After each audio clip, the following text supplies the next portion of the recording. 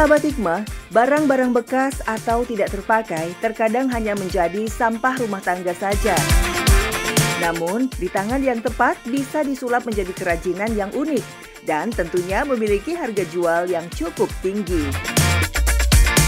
Siapa sangka, limbah tak berharga seperti potongan kain bekas bisa dibuat menjadi kipas.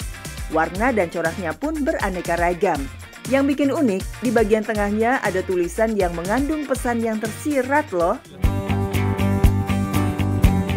Ternyata kipas-kipas yang cantik ini merupakan buatan dari nenek yang berumur 71 tahun.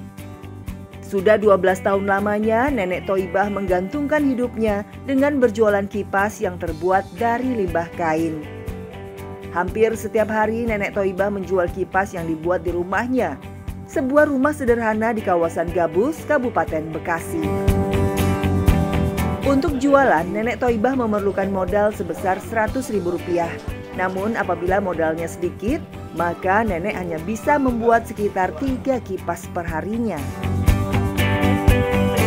Jadi ya kalau beli itu sekarungnya kan gocap belinya di Selang. Kalau ya tergantung kita adanya duit kalau beli. Kalau ada duitnya sedikit ya belinya dikit, kalau ada gede duitnya gede belinya. Tergantung ada modalnya aja, orang modalnya nggak karuan, nggak punya. Biasanya nenek berjualan sendiri, namun karena nenek semakin tua dan tidak sekuat dulu, membuat anak bungsunya yang bernama Bu Enti ikut menemani nenek berjualan kipas keliling. Selaku anak, Ibu Enti merasa khawatir ketika ibunya berjalan jauh untuk menjual kipas. Namun apa daya, karena terdesak kebutuhan ekonomi membuat Bu Enti tidak bisa berbuat banyak.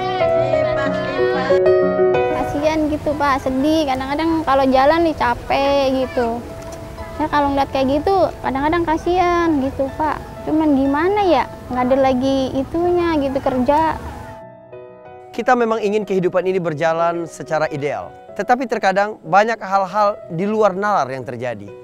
Misalnya orang-orang tua yang masih terus sibuk bekerja. Sebenarnya ini adalah kesempatan yang baik bagi anak-anak untuk berbakti kepada kedua orang tuanya. Sebab segala kesusahan yang telah dirasakan oleh orang tua ketika kita masih kecil harusnya sudah berhenti dan dia menikmati masa tuanya yang lebih baik. Pernah datang kepada Nabi SAW seorang yang mengadu karena ayahnya mengambil harta miliknya. Nabi berkata, "Anta wa maluka li abika." Engkau dan hartamu punya bapakmu. Nenek Thoibah tetap bersemangat dengan cara menggendong bakul yang berisi kipas untuk dijual. Hal ini Nenek Thoibah lakukan karena tidak mempunyai biaya untuk membeli sepeda, bahkan membuat gerobak. Nah yang satu nggak punya sepedanya, kedua kalau naik nggak punya ongkosnya, ya jalan baik jadi. Mau pakai kendaraan orang punya, pakai ngojek nggak ada duit, ya pegel dilakoni. Kalau capek ya kita berhenti. Rasa letih dan lelah sering dialami nenek. Terkadang kaki nenek terasa pegal karena terlalu lama berjalan. Namun karena kondisi tubuh yang lemah membuat nenek lemas hingga pernah jatuh pingsan karena tidak kuat menahan rasa sakit di tubuhnya. Ya itu puyeng. Asalnya dari rumah udah sakit ya, panas. Cuman saya terpaksa karena perlu duit, orang punya makan yang geluyur baik. Nah, kagak tahu nih jalan orang kerasa. Ya kirisannya dari puyeng-puyeng geliang-geliang begitu, langsung belum. Jadinya untung nggak ada orang. Jadi sama anak lah, terus lama-lama kita situ lah. Ada itu duduk di pos-pos orang, duduknya lama-lama kita sadar lagi. Kipas buatan Nenek Thoibah tergolong murah sahabat. Ia menjual kipasnya seharga Rp5.000 sampai Rp10.000 saja. Tergantung besar dan motif kain dari kipasnya. Walaupun sudah murah, masih saja banyak yang menawar dengan harga di bawah Rp5.000. Bahkan ada pula yang meremehkan dan menghina kipas tangan buatan nenek. Ada yang kipas banyak katanya, buang-buangin. Ada beli kipas buang-buangin aja. Ya tapi kita terima be, namanya kita orang dagang katanya harus kita menerima cacian, menerima apa sabar. Ya udah dilakoni. Bahan-bahan untuk membuat kipas hanya membutuhkan 3 bahan saja sahabat, yaitu bambu, limbah kain, dan tali rafia. Untuk bahan bambu, biasanya Nenek Thoibah akan memilih jenis bambu tali yang masih tidak terlalu tua.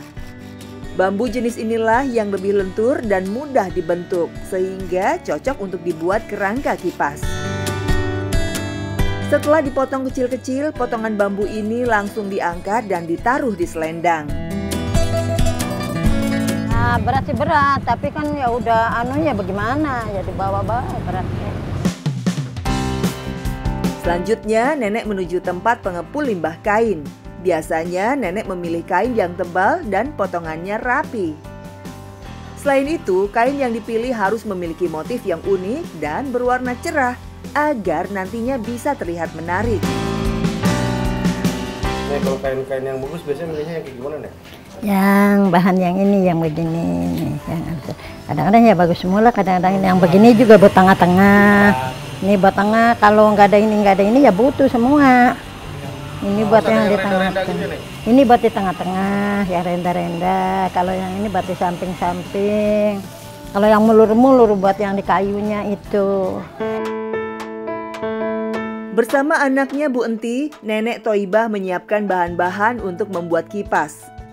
Pertama-tama, bambu yang sudah dipotong tadi akan dipotong kembali menjadi lebih kecil dan memanjang. Kalau bambunya sudah dipotong memanjang seperti ini, Nenek dan Bu Enti lalu membuat kerangka kipasnya dengan tali rafia. Terakhir, tinggal tambahkan limbah kainnya. Satu persatu potongan kain akan dijahit di setiap sisinya. Biasanya, kain yang elastis dijahit di bagian tengahnya. Sementara kain yang bergelombang dijahit di bagian sisi-sisinya. Sentuhan akhir di bagian tengahnya diberi gambar dan tulisan agar lebih menarik. Kipasnya pun sudah jadi dan siap untuk dijual. Kipas buatan Nenek Thoibah sangat berguna ketika cuaca panas dan sedang mati lampu. Bentuknya yang unik dan motifnya yang menarik membuat kipas ini bisa dijadikan pajangan dinding di rumah. Bagus aja dilihat ya, kreatif juga kan bikin sendiri, ya bagus, bisa dipakai juga adem kok, bisa buat pajangan juga di rumah. Semua usaha yang ia lakukan itu semata-mata untuk memenuhi kebutuhan anak dan cucu-cucunya. Terkadang setelah pulang berjualan, Nenek sempatkan untuk memberikan camilan dan makanan ringan kesukaan cucu-cucunya. Di balik jerih payah Nenek, terselip keinginan Nenek agar anak dan cucunya dapat bahagia dan diberkahi rezeki yang melimpah.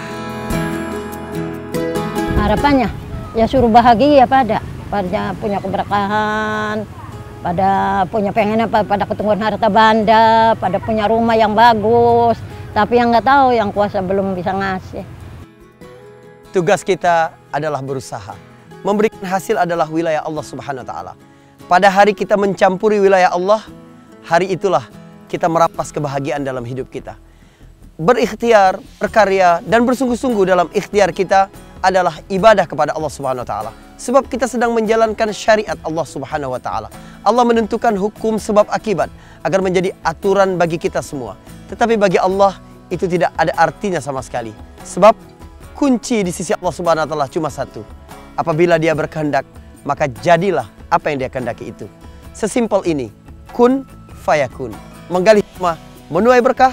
Assalamualaikum warahmatullahi wabarakatuh.